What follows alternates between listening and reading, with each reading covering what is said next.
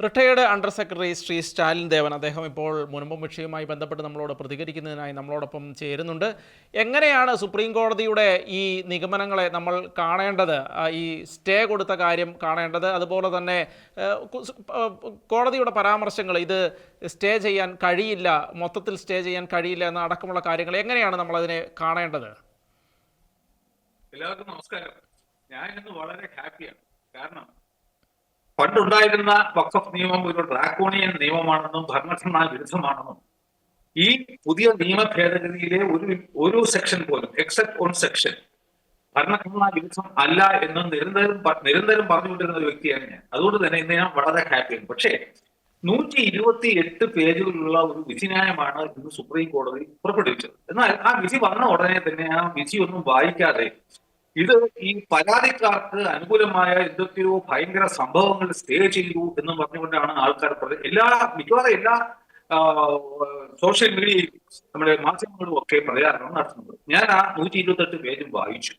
അപ്പോൾ ഈ പരാതിക്കാരുടെ ആദ്യത്തെ അലിഗേഷൻ എന്ന് പറയുന്നത് പുതിയ ഭേദഗതി നിയമം വന്നിട്ട് ആന്റി കോൺസ്റ്റിറ്റ്യൂഷനിലാണ്, അതിനെ മൊത്തത്തിൽ സ്റ്റേ ചെയ്യണം എന്നുള്ളതായിരുന്നു ആവശ്യം.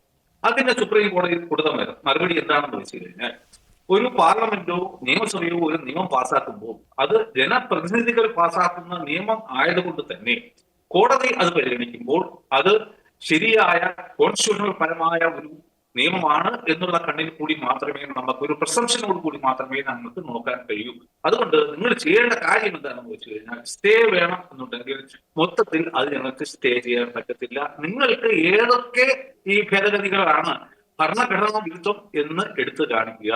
70-ൽ കൂടുതൽ കേസുകൾ ഉണ്ടായിരുന്നു. കോടതി പറഞ്ഞു ഞങ്ങളെല്ലാം കേൾക്കൂല, 5 കേസ് മാത്രമേ ലീഡ് കേസായിട്ട് എടുക്കൂ. ഇരുപക്ഷത്തു നിന്നും സീനിയർ ആയിട്ടുള്ള അഡ്വക്കേറ്റ്മാർ അവരുടെ ഏറ്റവും പ്രധാനപ്പെട്ടെന്ന് അവർക്ക് തോന്നുന്ന ഭരണഘടനാ വിരുദ്ധമായ സെക്ഷൻ മാത്രം, അതിനെക്കുറിച്ച് മാത്രം ബാധിക്കൂ എന്ന് പറഞ്ഞു. അപ്പോ ഒന്നാമത്തെ ഈ നിയമം തന്നെ സ്റ്റേ ചെയ്യണം എന്നുള്ള വാദം അവിടെ തന്നെ പൊളിഞ്ഞു. രണ്ടാമതായിട്ട് അവരുടെ ഏറ്റവും വലിയ ഒരു അലിഗേഷൻ എന്ന് പറയുന്നത്, ഒരു മുസ്ലിം 5 വർഷം പ്രാക്ടീസിങ് മുസ്ലിം ആയെന്ന് തെളിയിച്ചാലേ ഒരാൾക്ക് വഖഫ് ഉണ്ടാക്കാൻ കഴിയൂ, അത് ഭരണഘടനാ വിരുദ്ധം ആണെന്നാണ് പറഞ്ഞത്. കോടതി പറഞ്ഞു അത് ഭരണഘടനാ വിരുദ്ധം അല്ല. പക്ഷേ ഒരാൾ 5 വർഷം പ്രാക്ടീസ് ചെയ്തിരുന്നു എന്ന് നിങ്ങൾ ഏത് മെക്കാനിസത്തിൽ കൂടി കണ്ടെത്തും? അപ്പോൾ കൊണ്ടുവരാൻ പോകുന്ന റൂൾസിൽ നിങ്ങൾ അതിനുവേണ്ടി ഒരു മെക്കാനിസം ഉണ്ടാക്കിയതിനു ശേഷം നിങ്ങൾക്ക് അതുമായി മുന്നോട്ട് പോകാം. അതായത് ഈ 5 വർഷം എന്നുള്ള ടൈം ലിമിറ്റ് വെച്ചത് ഭരണഘടനാ വിരുദ്ധം അല്ല എന്നാണ് കോടതി പറഞ്ഞത്. അടുത്തതായിട്ട് രജിസ്ട്രേഷനെ കുറിച്ചുള്ള കാര്യങ്ങളാണ്. അതായത് അവർ പറഞ്ഞു, ഇനി മേലാൽ ഒരു വഖഫ് രജിസ്റ്റർ ചെയ്യണം എങ്കിൽ അതിന്റെ ഡീഡുകളും മറ്റും ഉണ്ടെങ്കിൽ മാത്രമേ, മുൻ പ്രമാണങ്ങൾ ഉണ്ടെങ്കിൽ മാത്രമേ പറ്റൂ. അത് ഭരണഘടനാ വിരുദ്ധമാണ് ആയിരുന്നു അവരുടെ ആരോപണം. അതിന് സുപ്രീം കോടതി വ്യക്തവും ശക്തവുമായ ഭാഷയിൽ കൊടുത്ത മറുപടി എന്താണെന്ന് വെച്ച് കഴിഞ്ഞാൽ, 1923 തൊട്ടുള്ള എല്ലാ വഖഫ് നിയമങ്ങളും അതിൽ പറഞ്ഞിരുന്നത് നിർബന്ധമായും വഖഫുകൾ രജിസ്റ്റർ ചെയ്യണം എന്നായിരുന്നു. അതിന് നിങ്ങൾ മുൻ പ്രമാണങ്ങൾ ഒന്നും തന്നെ കാണിക്കേണ്ട ആവശ്യവും ഇല്ലായിരുന്നു. നിങ്ങളുടെ കയ്യിൽ അവൈലബിൾ ആയിട്ടുള്ള ഡോക്യുമെന്റ് മാത്രം കൊടുത്താൽ മതി. ഒന്നുമില്ലെങ്കിലും കുഴപ്പമില്ല, ഇത്ര ദൂരം ഇത്ര രീതിയിൽ ഇത് വഖഫാണെന്ന് മാത്രം പറഞ്ഞാൽ മതി. എന്നിട്ടും 102 വർഷങ്ങൾ കഴിഞ്ഞിട്ടും നിങ്ങൾ ഇതുവരെയും രജിസ്റ്റർ ചെയ്തില്ല എങ്കിൽ ഇപ്പോൾ സർക്കാർ പറയുന്നതാണ് ശരി. നിങ്ങൾക്ക് ഇനി മേലാൽ ഏതെങ്കിലും വഖഫ് രജിസ്റ്റർ ചെയ്യണം എന്നുണ്ടെങ്കിൽ, അത് എസ്പെഷ്യലി വഖഫ് ബൈ യൂസർ ചെയ്യണം എന്നുണ്ടെങ്കിൽ നിങ്ങൾ മുൻ പ്രമാണങ്ങൾ കാണിക്കേണ്ടതാണ്. അവിടെയും നമ്മൾ ഓർക്കണം, ആ വാദം നടന്ന ദിവസം തന്നെ പിന്നെ കപിൽ സിബൽ വാദിച്ച് എന്തൊക്കെയോ അത്ഭുതങ്ങൾ കാണിച്ചു എന്ന് പറഞ്ഞ് അദ്ദേഹത്തിന് നന്ദിയും രേഖപ്പെടുത്തിക്കൊണ്ട് ഇവിടെ നമ്മൾ സോഷ്യൽ മീഡിയയിൽ ഒരുപാട് പോസ്റ്റ് കണ്ടു. അവിടെയാണ് കോടതി പറഞ്ഞത് പറ്റത്തില്ല, നിങ്ങളുടെ 102 വർഷം കഴിഞ്ഞു പോയി, ഇനി നിങ്ങൾക്ക് രജിസ്റ്റർ ചെയ്യണം എന്നുണ്ടെങ്കിൽ കാലം മാറിപ്പോയി, നിങ്ങൾ തീർച്ചയായിട്ടും ഡോക്യുമെന്റ് പ്രൊഡ്യൂസ് ചെയ്യണം എന്നാണ് പറഞ്ഞത്. അടുത്തത് ഏറ്റവും വലിയൊരു പ്രശ്നം എന്താണെന്ന് വെച്ച് കഴിഞ്ഞാൽ, ഈ പുതിയ നിയമപ്രകാരം ഇനി മേലാൽ വഖഫ് ബൈ യൂസർ എന്നുള്ളൊരു സംവിധാനമേ ഇല്ല എന്ന് പറഞ്ഞു.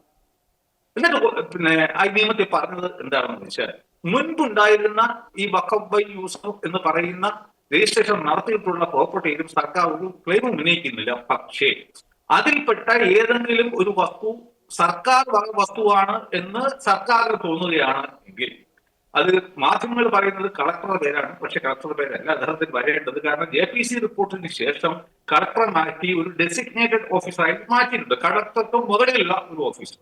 അപ്പോൾ അദ്ദേഹം ഒരു അന്വേഷണം ആരംഭിക്കുന്ന സമയത്ത് തന്നെ അത് അതിൽ തീരുമാനം എടുക്കുന്നത് വരെ അതിന് വഖഫ് എന്നുള്ള ആ ഒരു സ്റ്റാറ്റസ് ഉണ്ടായിരിക്കുന്നതല്ല എന്ന് പറഞ്ഞിരുന്നു. അതിനുശേഷം ഈ റിപ്പോർട്ടിന്റെ അടിസ്ഥാനത്തിൽ അത് റിപ്പോർട്ട് കൊടുക്കുന്ന വ്യക്തി ഇതൊരു വഖഫ് അല്ല, സർക്കാർ വസ്തു ആണ് എങ്കിൽ അത് ആ നിമിഷം തന്നെ അത് വേണ്ട റവന്യൂ രേഖകളിൽ മാറ്റങ്ങൾ വരുത്തി അത് ഒരു സർക്കാർ വസ്തുവായി പ്രഖ്യാപിക്കും എന്ന് പറയുന്നു. അത് ഞാൻ പറഞ്ഞത് തെറ്റായ ഒരു നടപടിയാണ് എന്നാണ്. കാരണം നാം ഓർക്കേണ്ടത് മുൻപുണ്ടായിരുന്ന വഖഫ് ആക്ടിന്റെ സെക്ഷൻ 40 പ്രകാരം വഖഫ് ബോർഡിന് തോന്നുകയാണ് ഒരു വസ്തു വഖഫാണ് എന്നുണ്ടെങ്കിൽ അവർ അവരുടേതായ രീതിക്കുള്ള അന്വേഷണങ്ങൾ വേണമെങ്കിൽ നടത്തുകയോ നടത്താതിരിക്കുകയോ ചെയ്യാം. അവർക്ക് റവന്യൂ ഡിപ്പാർട്ട്മെന്റിന് ഇൻഫർമേഷൻ കൊടുക്കാം, ഇതൊരു വഖഫാണ്, ഇവരുടെ ഇപ്പൊ ആരെങ്കിലും അത് കൈകാര്യം ചെയ്യുന്നുണ്ടെങ്കിൽ അവർക്ക് യാതൊരു അവകാശവും ഉണ്ടായിരിക്കുന്നതല്ല. അതിനനുസരിച്ചിട്ട് റവന്യൂ വകുപ്പ് ഈ രേഖകളിൽ മാറ്റം വരുത്തുമായി. അതാണ് നമ്മുടെ മുനമ്പത്തും സംഭവിച്ചത്. അപ്പൊ അതുപോലെ ഒരു അവസ്ഥയായിരിക്കും ഈ കൊണ്ടുവന്ന ഭേദഗതിയിൽ ഉണ്ടായിരുന്നത്. അതായത് സർക്കാർ തന്നെ തീരുമാനിക്കുന്നു ഇതൊരു സർക്കാർ വസ്തുവാണ്, അവരത് ആരോടും ചോദിക്കാതെയും പറയാം. ഇപ്പൊ സുപ്രീം കോടതി പറഞ്ഞു അത് തെറ്റാണ്, അത് നിയമവിരുദ്ധമാണ്. അപ്പൊ ഭാവിയിൽ സെക്ഷൻ 40 കുറിച്ചുള്ള വാദം വരുമ്പോഴും ഇതേ കാര്യം നമ്മളെ സുപ്രീം കോടതി പറയൂ എന്ന് കൂടി ആലോചിക്കും. അപ്പോൾ വളരെ ന്യായയുക്തമായ തീരുമാനം സുപ്രീം കോടതി അതിൽ പറഞ്ഞു. അങ്ങനെ ഈ അന്വേഷണങ്ങളൊക്കെ നടത്തുമ്പോൾ ഇതിന്റെ സ്റ്റാറ്റസ് മാറത്തില്ല, അത് വഖഫായി തന്നെ തുടരും. പക്ഷേ അന്വേഷണത്തിന് ശേഷം ഇതൊരു സർക്കാർ വസ്തുവാണ് എന്ന് നിങ്ങൾക്ക് തോന്നുന്നു എങ്കിൽ നിങ്ങൾക്ക് റവന്യൂ രേഖയിൽ മാറ്റം വരുത്തുക അല്ല ചെയ്യേണ്ടത്, നിങ്ങൾ വഖഫ് ട്രൈബ്യൂണലിൽ പോയി ഒരു കേസ് കൊടുക്കണം. അപ്പോൾ വഖഫ് ട്രൈബ്യൂണലിൽ വിളിച്ച് പറയും അത് നിങ്ങൾക്ക് അനുകൂലം അല്ല എങ്കിൽ നിങ്ങൾക്ക് ഹൈക്കോടതിയിൽ പോയി ഒരു അപ്പീൽ കൊടുക്കണം. ഹൈക്കോടതി പറയുന്നതായിരിക്കും അന്തിമ വിധി. എന്നിട്ട് ഈ വഖഫ് ബോർഡിനോട് പറഞ്ഞതാണ് എന്ന് വെച്ച് കഴിഞ്ഞാൽ ആ നിമിഷം വരെ എന്ത് സംഭവിക്കും എന്ന് വെച്ച് കഴിഞ്ഞാൽ അങ്ങനെ ഒരു ക്ലെയിം സർക്കാർ ഉന്നയിക്കുമ്പോൾ ഈ വഖഫ് ഇപ്പോൾ കൈകാര്യം ചെയ്യുന്ന മുത്തവലി വേണമെങ്കിൽ വേറൊരു പ്രമാണം ഉണ്ടാക്കി ഇതിൽ ഒരു തേർഡ് പാർട്ടി റൈറ്റ് ഉണ്ടാക്കാം. അപ്പോ ഇന്ന് കോടതി പറഞ്ഞത് അങ്ങനെ ഒരു തേർഡ് പാർട്ടി റൈറ്റ് ആരും ഉണ്ടാക്കാൻ പാടില്ല, ഹൈക്കോടതി വിധിയായിരിക്കും അന്തിമമായ വിധി എന്ന് ഞാൻ ഇന്നലെ ജോഷി ഫാദറുമായിട്ട് സംസാരിച്ച സമയത്ത് ഡിസ്കസ് ചെയ്തപ്പോൾ ഞാൻ പറഞ്ഞു ഒരേ ഒരു സ്റ്റേ വരും, അത് ഇതിലായിരിക്കും. കാരണം അതൊരു ഭരണഘടനാവിരുദ്ധമായ നടപടി ആണ്. അപ്പോ അതാണ് ഈ ഇന്ന് സുപ്രീം കോടതി പറഞ്ഞ ഒരേ ഒരു സ്റ്റേ എന്നുള്ള വാക്ക് എടുത്തു പറഞ്ഞുകൊണ്ട് സുപ്രീം കോടതി പറഞ്ഞത് ഈ ഒരു കാര്യത്തിനെ കുറിച്ചിട്ടാണ്. അത് വളരെ നിയമപരമാണ്. ഇത് തന്നെ ആയിരിക്കും അന്തിമ വിധിയിലും വരാൻ പോകുന്നത്. ഇനി പറയാനുള്ള ഒരു കാര്യം എന്ന് പറഞ്ഞു കഴിഞ്ഞാൽ ഈ പരാതിക്കാർ പറഞ്ഞത് എന്താണെന്ന് വെച്ചാൽ നമ്മുടെ താജ്മഹൽ പോലെയൊക്കെ ഉള്ള പ്രൊട്ടക്റ്റഡ് മോണുമെന്റ്സ് ഉണ്ട്. അപ്പൊ അവിടെയൊക്കെ പണ്ട് സമയത്ത് മുതലേ ഈ ഇത് ആർക്കിയോളജിക്കൽ വകുപ്പ് ഇത് ഏറ്റെടുത്ത് കഴിഞ്ഞാൽ തന്നെയും അവിടെ ഈ നമാസ് ഒക്കെ ചെയ്തുകൊണ്ടിരുന്ന ആൾക്കാർക്ക് അവിടെ പോയി നമാസ് ഒക്കെ ചെയ്യാനുള്ള അവകാശം ഉണ്ടായിരുന്നു. അപ്പൊ ഇവര് പറഞ്ഞത് എന്താണെന്ന് വെച്ച് കഴിഞ്ഞാൽ ഇനി മേലാൽ ഇത് ഈ പ്രൊട്ടക്റ്റഡ് മോണുമെന്റ്സ് വഖഫ് ബോർഡിന് ക്ലെയിം ചെയ്യാൻ പാടില്ല എന്ന് വരുമ്പോൾ അവരുടെ മതപരമായ ഈ ഒരു അവകാശം ഹനിക്കപ്പെടും. അപ്പോഴാണ് വളരെ ബ്യൂട്ടിഫുൾ ആയിട്ട് സുപ്രീം കോടതി പറഞ്ഞത് നിങ്ങൾ പറയുന്നത് തെറ്റാണ്. കാരണം 1904 ഏൻഷ്യൻ മോണുമെന്റ്സ് പ്രിസർവേഷൻ ആക്ടിലെ സെക്ഷൻ 5 ഉപസെക്ഷൻ 6 പ്രകാരം അഥവാ ഈ ആർക്കിയോളജിക്കൽ സർവേ ഓഫ് ഇന്ത്യയുടെ കയ്യിലുള്ള മോണുമെന്റ്സ് ആണെങ്കിലും അവിടെ ഈ നമാസ് പോലെയുള്ള കാര്യങ്ങൾ മതപരമായ ചടങ്ങുകൾ നടത്തി വന്നിരുന്നു എങ്കിൽ അത് വീണ്ടും തുറന്നു പോകാനുള്ള അനുവാദം അവിടെ കൊടുക്കുന്നുണ്ട്. അതുകൊണ്ട് നിങ്ങളുടെ ഈ ഒരു പരാതിയും ആന്റി കോൺസ്റ്റിറ്റ്യൂഷണൽ അല്ല എന്നാണ് പറഞ്ഞത്. അടുത്തത് പറഞ്ഞത് ഏറ്റവും വലിയൊരു ചർച്ചാ വിഷയം ഉണ്ടായിരുന്നല്ലോ, ഈ വഖഫ് കൗൺസിലിലും വഖഫ് ബോർഡിലും നോൺ മുസ്ലിംസിനെ നിയമിക്കുന്നത് അത് ഭരണഘടനാ വിരുദ്ധമാണ്. അപ്പൊ ഞാൻ ആദ്യം മുതലേ പറഞ്ഞെന്താ, ഈ വഖഫ് കൗൺസിലിനോ വഖഫ് ബോർഡിനോ മതവുമായിട്ട് ഒരു ബന്ധവുമില്ല. ഇതൊരു സെക്കുലർ സർക്കാരിന്റെ ഒരു ഭാഗമാണ്, ഒരു ഉപാർജനം. അതുകൊണ്ട് ഒരു സെക്കുലർ സംവിധാനത്തിൽ ഇന്ന മതക്കാർ മാത്രമേ പാടുള്ളൂ എന്ന് പറയാൻ പറ്റത്തില്ല. അതുകൊണ്ട് അത് ഭരണഘടനാ വിരുദ്ധമല്ലെന്ന് ഞാൻ നേരത്തെ പറഞ്ഞിരുന്നു. അപ്പോൾ തീർച്ചയായിട്ടും ഇനി ആരും ചോദിക്കില്ല വഖഫ് ബോർഡിൽ നോൺ മുസ്ലിംസിനെ അപ്പോയിന്റ് ചെയ്യാമെങ്കിൽ ഈ ദേവസ്വം ബോർഡിൽ മുസ്ലിങ്ങളെ അപ്പോയിന്റ് ചെയ്യൂ എന്നുള്ള ചോദ്യം ഇനി ആരും ചോദിക്കില്ല. കാരണം സുപ്രീം കോടതി പറഞ്ഞത് അഥവാ ഭരണഘടന വിരുദ്ധമാണെങ്കിൽ ഒരു വ്യക്തിയെ പോലും അവിടെ അപ്പോയിന്റ് ചെയ്യാൻ പാടില്ല എന്നല്ലേ പറയുകയുള്ളായിരുന്നു. അപ്പൊ പിന്നെ സുപ്രീം കോടതി പറഞ്ഞത് തുഷാർ മേത്ത തന്നെ പറഞ്ഞ സർക്കാരിന് വേണ്ടി പറഞ്ഞൊരു കാര്യമുണ്ട്. ഇത് ഈ ഇതില് നോൺ മുസ്ലിംസിനെ കൊണ്ടുവന്നിട്ട് മെജോറിറ്റി കൂട്ടി വഖഫ് ബോർഡ് എന്നുള്ള സംവിധാനത്തിനെ അട്ടിമറിക്കാനുള്ള ശ്രമമാണ് എന്നുള്ള വാദത്തിന് തുഷാർ മേത്ത കൊടുത്ത ഒരു മറുപടി എന്താണെന്ന് വെച്ച് കഴിഞ്ഞാൽ, ഈ കോടതി മനസ്സിലാക്കേണ്ടത് അദ്ദേഹം അങ്ങനെ ഒരു ഉദ്ദേശ്യം ഞങ്ങൾക്കില്ല. ഞങ്ങൾ എന്തായാലും കോടതി പറയുന്നത് വരെ ആരും അപ്പോയിന്റ് ചെയ്യില്ല. ഇനി അഥവാ ഏതെങ്കിലും സംസ്ഥാന സർക്കാർ അങ്ങനെ ഒരു അപ്പോയിന്റ്മെന്റ് നടത്തിയെന്നിരിക്കട്ടെ, അത് it will be null and void അഭിനിഷേധ്, ആരംഭത്തിലെ അസാധുവായിരിക്കും എന്ന് സെൻട്രൽ ഗവൺമെന്റിന് വേണ്ടിയിട്ട് ഞാൻ ഇത് ആശ്വാസം തരുന്നു. അത് കോടതി നോട്ട് ചെയ്യുകയും ചെയ്തു. അതിനുശേഷം അത് ഭരണഘടനാ വിരുദ്ധമാണെങ്കിൽ കോടതി എന്ന് പറയുമായിരുന്നു, ഇല്ല ആരെയും അപ്പോയിന്റ് ചെയ്യാൻ പാടില്ല എന്ന് പറയുകയുള്ളായിരുന്നു. പക്ഷെ ഇന്ന് കോടതി പറഞ്ഞത് വഖഫ് കൗൺസിലിൽ മാക്സിമം 4 നോൺ മുസ്ലിംസിനെ നിങ്ങൾക്ക് നിയമിക്കും. അതുപോലെ തന്നെ വഖഫ് ബോർഡിൽ മാക്സിമം 3 നോൺ മുസ്ലിംസിനെ നിങ്ങൾക്ക് നിയമിക്കാം. അപ്പോൾ അതും ഭരണഘടനാ വിരുദ്ധം അല്ല എന്ന് കോടതി പറഞ്ഞിരിക്കുകയാണ്.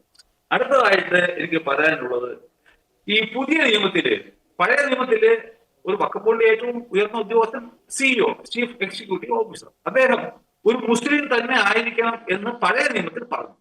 പുതിയ നിയമത്തിൽ അങ്ങനെ ഒരു നിർബന്ധം പറഞ്ഞില്ല. നോൺ മുസ്ലിംസിന് വേണമെങ്കിലും സിഇഒ ആയി നിയമിക്കാം എന്നാണ് പുതിയ നിയമം. അപ്പോ അതിലും സുപ്രീം കോടതി പറഞ്ഞത് എന്താണ്? സംഗതിയൊക്കെ ശരി തന്നെ, ആന്റി കോൺസ്റ്റിറ്റ്യൂഷൻ അല്ല, നിങ്ങൾക്ക് നിയമിക്കാം. എന്നിരുന്നിട്ടും ആസ് ഫാർ ആസ് പോസിബിൾ എന്നാണ് പറഞ്ഞത്. ആസ് ഫാർ ആസ് പോസിബിൾ നിങ്ങൾ അവിടെ മുസ്ലിമിനെ തന്നെ ഒരു സിഇഒ ആയി നിയമിക്കണം.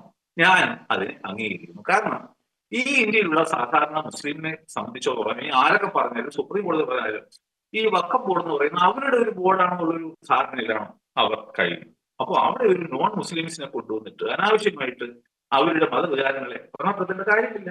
അവർ നമ്മുടെ നാട്ടുകാർക്ക് മറ്റ് ജനങ്ങൾക്ക് ശല്യമില്ല എന്നുണ്ടെങ്കിൽ പിന്നെ അവിടെ അവർ പിടിക്കട്ടെ, അതല്ലേ നല്ലത്. അപ്പൊ അതാണ് സുപ്രീം കോടതി പറഞ്ഞത്, as far as possible you try to appoint a person from Muslim community as the CEO of the Waqf board. അതും നല്ലൊരു കാര്യം ആണ് എന്നാണ് എനിക്ക് തോന്നുന്നത്. എന്നാലും ഇപ്പോഴും വേണമെങ്കിൽ സർക്കാരിന് ഒരു നോൺ മുസ്ലിമിനെ തന്നെ അപ്പോയിന്റ് ചെയ്താലും ഒന്നും ഇവർക്ക് ചെയ്യാൻ കഴിയില്ല. കാരണം ആസ് ഫാർ ആസ് പോസിബിൾ എന്ന് മാത്രമേ പറഞ്ഞിട്ടുള്ളൂ. അടുത്തത് വന്നിട്ട് ഈ ഇനി മേലാൽ നോൺ മുസ്ലിംസിന് വഖഫ് ഉണ്ടാക്കാൻ കഴിയില്ല, അതുകൊണ്ട് അത് ആന്റി കോൺസ്റ്റിറ്റ്യൂഷണൽ ആണ് എന്നാണ് കപിൽ സിബലൊക്കെ വാദിച്ചത്. ഞാൻ സുപ്രീം കോടതി പറയുന്നത്, നിങ്ങൾ സ്വന്തം ഗോൾ പോസ്റ്റിൽ ഗോൾ അടിക്കാൻ ശ്രമിച്ചുകൊണ്ടിരിക്കുകയാണ്. കാരണം നിങ്ങൾ തന്നെ 1995 കൊണ്ടുവന്ന നിയമത്തിൽ പറഞ്ഞിരുന്നത്, ഈ വഖഫിന്റെ ഡെഫിനേഷൻ കൊടുത്തിരുന്നത് ഒരു മുസ്ലിം കൊടുക്കുന്ന ഡെഡിക്കേഷന് മാത്രമേ വഖഫ് ആകൂ എന്നാണ്. പിന്നെ 2013 നിങ്ങൾ അതിൽ മാറ്റം വരുത്തിയിട്ട് മറ്റു മതക്കാർക്കും വഖഫ് ഉണ്ടാക്കാം എന്ന് പറഞ്ഞത്. അപ്പോ അത് രണ്ടും കൂടി ഒത്തുപോകില്ല. ഒന്നിൽ മുസ്ലിങ്ങൾ മാത്രം വഖഫ് ഉണ്ടാക്കുക, അല്ല ഉണ്ടെന്നുണ്ടെങ്കിൽ അങ്ങനെ അല്ലാതെ. അപ്പോ അതും ഭരണഘടനാ വിരുദ്ധം അല്ല. ഇനി മേലാൽ മുസ്ലിങ്ങൾ മാത്രം വഖഫ് ഉണ്ടാക്കിയാൽ മതി എന്നാണ് ഇന്ന് സുപ്രീം കോടതി പറഞ്ഞത്.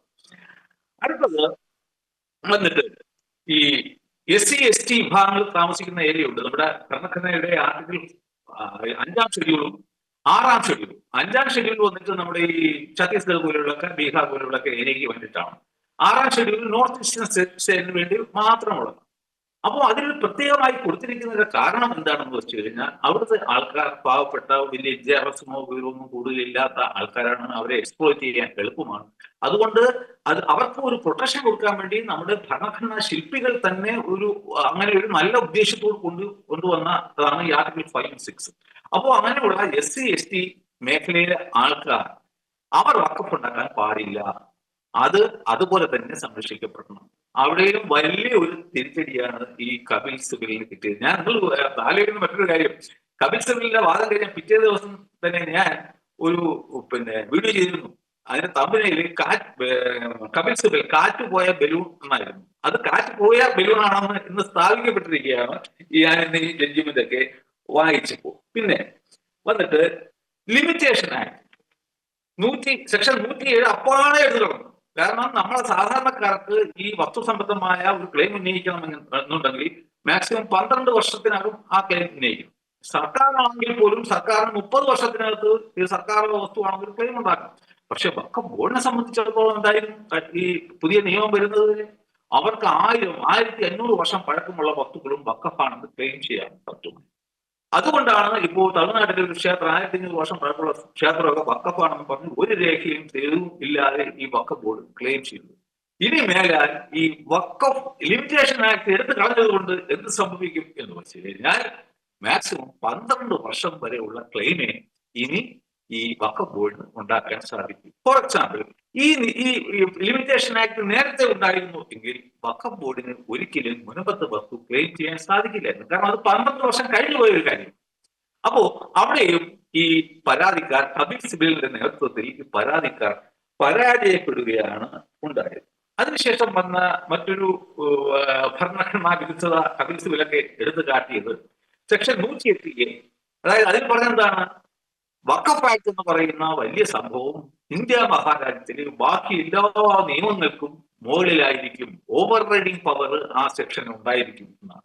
പുതിയ അമെന്റ്മെന്റിൽ അത് അപ്പാടെ എടുത്തു കളഞ്ഞു. അപ്പോ സുപ്രീം കോടതി വിചാരിച്ചു അതെങ്ങനെ ശരിയാകുക, ഒരു 108 വഖഫ് ആക്ടിനായിരിക്കും മറ്റുള്ള എല്ലാ ആക്ടിനും പോലുള്ള സ്ഥാനം എന്ന് നിങ്ങൾ എങ്ങനെയാണ് പറഞ്ഞത്? അതുകൊണ്ട് തന്നെ അതും ഒരു ഭരണഘടനാ വിരുദ്ധത അല്ല എന്നാണ് പറഞ്ഞത്. അടുത്തതായിട്ട് റീ രജിസ്ട്രേഷനെ കുറിച്ചുള്ള കാര്യമാണ്. അതായത് ഇപ്പം നമ്മുടെ പുതിയ നിയമത്തിൽ എന്താ കൊണ്ടുവന്നത്, ഇന്ത്യയിലെ എല്ലാ വഖഫുകളും ഒരു നിശ്ചിത സമയത്തിനകം പുതിയ പോർട്ടലിൽ രജിസ്റ്റർ ചെയ്തിരിക്കണം. അവിടെയും സുപ്രീം കോടതി പറഞ്ഞു അത് നല്ല കാര്യമില്ലേ, നിങ്ങൾ ഇങ്ങനെ കാലാകാലമായിട്ട് വഖഫാണെന്നും വഖഫല്ലാന്നും പറഞ്ഞിരുന്നാൽ മതിയോ? വഖഫാണെന്നെങ്കിൽ അത് രജിസ്റ്റർ ചെയ്യപ്പെടണം. അതുകൊണ്ട് you just can't question that എന്ന് പറയുകയാണ് ഉണ്ടായത്. അപ്പോ ഇന്നത്തെ നമ്മൾ ഒരു ബാലൻസ് എടുത്തു വെച്ചിട്ട് ഇന്നത്തെ വിധിയെ പരിശോധിക്കുകയാണെങ്കിൽ ഈ കപിൽ സിബലിനും പാർട്ടിക്കും അല്ലെങ്കിൽ വഖഫ് അനുകൂലികൾക്ക് കിട്ടിയ ഒരേ ഒരു കാര്യം എന്ന് പറയുന്നത്, ഈ നിയമം നടപ്പിൽ വരുന്നതിന് മുൻപ് വഖഫ് ബൈ യൂസറായിട്ട് ഏതെങ്കിലും ഒരു വസ്തു രജിസ്റ്റർ ചെയ്യപ്പെടുകയും ആ വസ്തു സർക്കാർ പ്രോപ്പർട്ടിയാണ്, സർക്കാരിന് തോന്നുകയാണെങ്കിൽ അവർ തന്നെ ഒരു അന്വേഷണം നടത്തി പണ്ട് വഖഫ് ബോർഡ് ചെയ്തതുപോലെ ആ വസ്തു യൂണിലാറ്ററലായിട്ട് ഈ ഗവൺമെന്റ് പ്രോപ്പർട്ടിയായി പ്രഖ്യാപിച്ച് വേണ്ട റവന്യൂ റെക്കോർഡ്സുകളിൽ അമെന്റ്മെന്റ് വരുത്തും എന്നുണ്ടായിരുന്ന അതൊരു ഡ്രാക്കോണിയൻ നിയമമാണ്.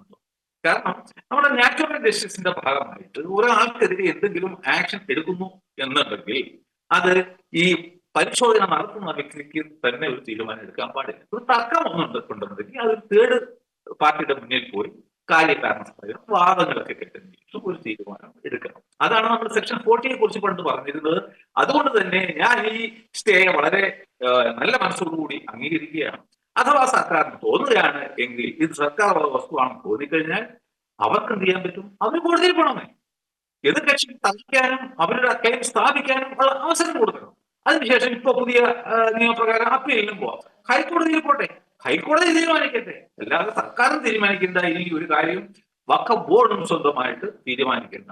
കോടതികൾ തീരുമാനിക്കുമ്പോൾ അതിന് ഭരണഘടനാ സാധുത ഉണ്ടായിരിക്കും. അതാണ് നമ്മുടെ നാട്ടിലെ നിയമം നിഷ്കർഷിക്കുന്നത്. അതുകൊണ്ട് ആ ഒരു തീരുമാനവും എനിക്ക് വളരെ സന്തോഷം തരുന്ന ഒന്നാണ്. എന്റെ ആഗ്രഹം ഇവിടെയൊക്കെ നമ്മുടെ ഭരണഘടന പറയും പോലെയുള്ള നിയമങ്ങളായിരിക്കണം ഉണ്ടാക്കപ്പെടേണ്ടത്, അത്തരത്തിലുള്ള നിയമങ്ങളായിരിക്കണം പാലിക്കപ്പെടേണ്ടത്.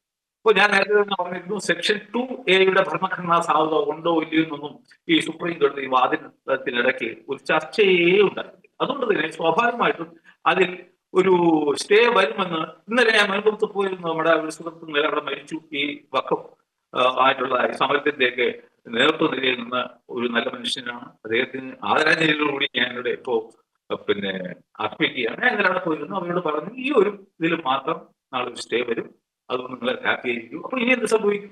ഇനി പന്ത് BJPയുടെ കോർട്ടിലാണ്.